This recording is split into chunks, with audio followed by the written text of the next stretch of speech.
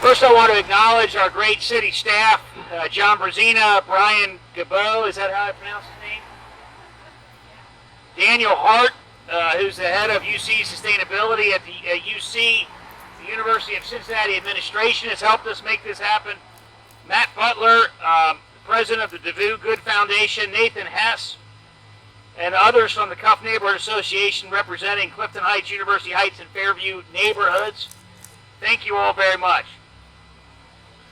This has been a long-term goal of Clifton and Cuff to connect with this two-way bike track that I think is going to be incredibly popular and successful. We are building more bike trails than any administration in the history of the city. Wasson Way, of course, has been enormously successful. We're soon hopefully going to be announcing Oasis. We opened up a bike path at Lower Price Hill not too long ago, and we're going to keep the progress going. In fact, in a couple years, Wasson Way is going to connect through Xavier over Victory Parkway to Reading and Martin Luther King, and then once we figure out the Martin Luther King connection, it'll all connect. Very, very, very exciting. I also want to let everyone know who's here listening that in the proposal that the manager has made to City Council, the funding to make this bike trail not a temporary bike trail, but a permanently scaped bike trail that will include new sidewalks and everything else, is in the proposal for $2 million. So if this neighborhood still likes this idea in a couple of weeks, they should tell City Council to keep it in the budget. And so congratulations to everybody who pushed for this, and I'd now like to ask Jan Michelle Lemon-Kearney to come up and say a few words. Thank you, Mayor Cranley. Good morning, everyone. So exciting. So, back in the fall, Mark Jeffries, our superstar today, came to us with this idea of a protected 1 mile, two-way bike trail to connect Clifton Heights, Fairview, University Heights with Clifton. And we were really, really, really excited about it. First thing we did was check on the safety. City Council and the mayor are not going to approve anything that's not safe for the citizens of Cincinnati. And I know that Sharon Gary from the Hamilton County Safe Communities group is here. She's a good friend of mine. She's here with Mike Gary. So I told her, we made sure this was safe. So once we found out this could be a safe way to ride bikes and to connect these neighborhoods, we took it to City Council. City Council unanimously approved it. The mayor enthusiastically supported it. And then our director from the Department of Transportation and Engineering, John Brazina, and his staff, including senior engineer Brian Gabot, got busy. And they said, you know what, we're going to have this ready for you all in March. When spring starts, the weather turns good, everybody can get out there with their bikes, and they made it happen. So we are so grateful for that. Let's give them a round of applause. They've worked so hard.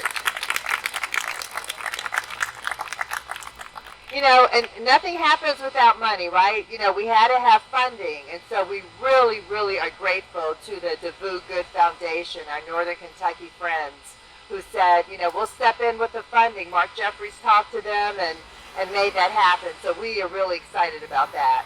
I also have to thank again Daniel Hart, head of UC Sustainability at the University of Cincinnati, and the University of Cincinnati administration for being so supportive.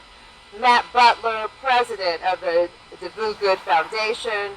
Of course, Mark Jeffries and the Clifton Town Meeting, and Nathan Hess and others from the Cuff Neighborhood Association. Also, you'll see today that Jason Barrett has the red bikes out here. So if you didn't bring a bike, you can get a bike. So he's well prepared. Also, Wade Johnston from Tri-State Trails. So we are so excited. I have to thank my staff, Anthony Johnson, Courtney Porter, Kellen Robinson, and Jessica Baker, because they made all of this happen. And this is just really, really exciting. All of you rock. And we are just thrilled that this bike trail is going to open. As the mayor said, it's temporary until August 1st, so you have to let City Council know if you want it to stay. Please give us feedback. Please give us feedback. Okay, so without further ado, our next speaker's coming up, as the mayor said. We've got Mark Jeffries, who's going to come up, Wade Johnston, and Councilmember David Mann. And also, let me mention, and I forgot to mention some of the other dignitaries that are here just real fast. Former City Council member and current candidate Kevin Flynn. Also, City Council candidate Brian Gary, and City Council candidate Cam Hardy. Thank you all for coming. We appreciate your support. Cam, you should come on up here. Kevin, you should be up here too. Okay, thank you so much. All right, Mark Jeffries. Woohoo!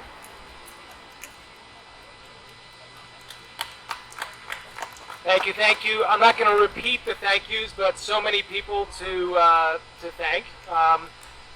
For me, what this represents, so I'm Mark Jeffries. I'm a trustee of Clifton Town Meeting, which is how this came about. Brought it to Clifton Town Meeting, enrolled other stakeholders.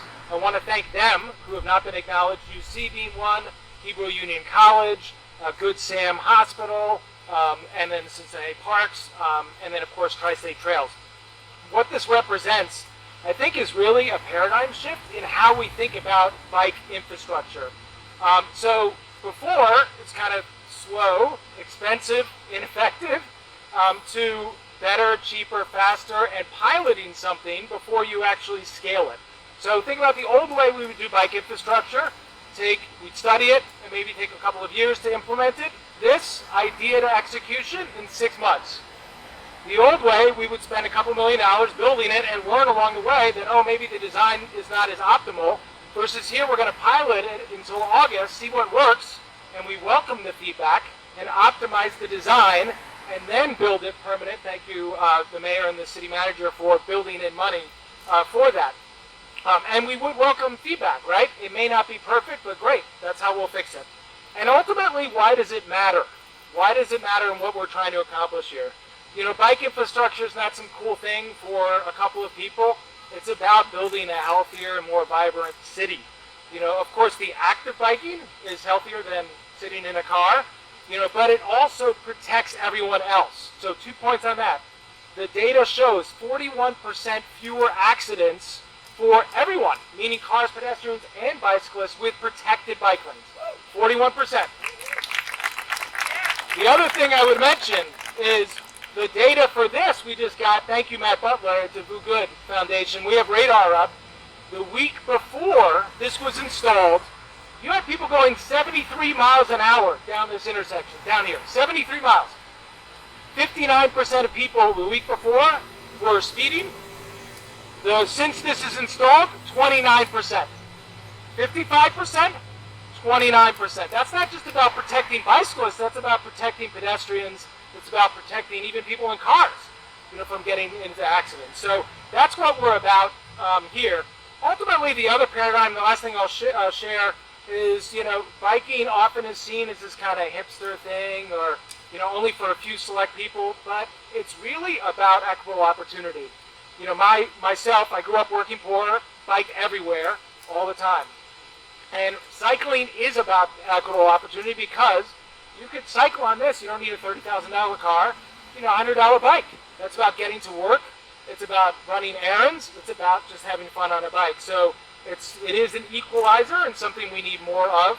So I'm excited. I hope this ribbon cutting represents just that, the more of things to come, and it's really ours to imagine what's next and then build it. So thank you again for everyone.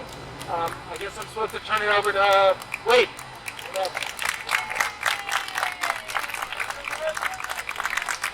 Thanks, Mark. Today is certainly cause for celebration. This is just the second protected bike lane in Cincinnati, and in my opinion, this is how we should be doing bike lanes. As the director of Tri-State Trails at Green Umbrella, I interact with a lot of people who enjoy riding bikes. And the feedback that I hear overwhelmingly is that, from avid cyclists and beginners alike, is that most people don't feel safe riding next to cars. And while I consider myself a confident cyclist who feels safe riding in most situations, this project is not about bike riders like me. This is about making bicycling accessible for people of all ages and ability levels. And I think that's a goal that's attainable. This project cost about $50,000 in materials and took a few days to install, like Mark was describing. And in my opinion, I think this is going to be one of the best bike lanes in town. And it's a better process too. Before we, like Mark said, before we invest hundreds of thousands of dollars in making this permanent, we have a chance to see how it works in the real world and refine it before we invest to make it permanent. And I hope that this can serve as a model to use all over the city so that we can improve traffic safety, slow traffic, and make our community more bicycle friendly. We still have a lot of work to do to make Cincinnati a world-class bike city, but we're well on our way to get there, as the mayor was describing. With Crown, the Cincinnati Riding or Walking Network, we set up a great public-private partnership to connect Wasson Way to Uptown, right in this very area. And in the coming years, that's going to happen. So let's do this. I just want to echo thanks to Mark Jeffries, who reached out to us in August last year with this idea and helped make it happen. And the Clifton Town meeting as well. Thank you to the Good Foundation again for providing the funding for this. Thank you to the mayor and Councilmember Kearney for leading this through council. And that's all I have to say. Thank you. And Councilmember Mann is up next. Wade, thank you very much. Thank all of you very much. And I want to begin by saying I'm so impressed with the leadership that Mark Jeffries has shown in bringing this idea to fruition. And he garnered the support of the Clifton Town meeting. He garnered the support of Jan-Michelle Lemon-Kearney and the mayor and city council.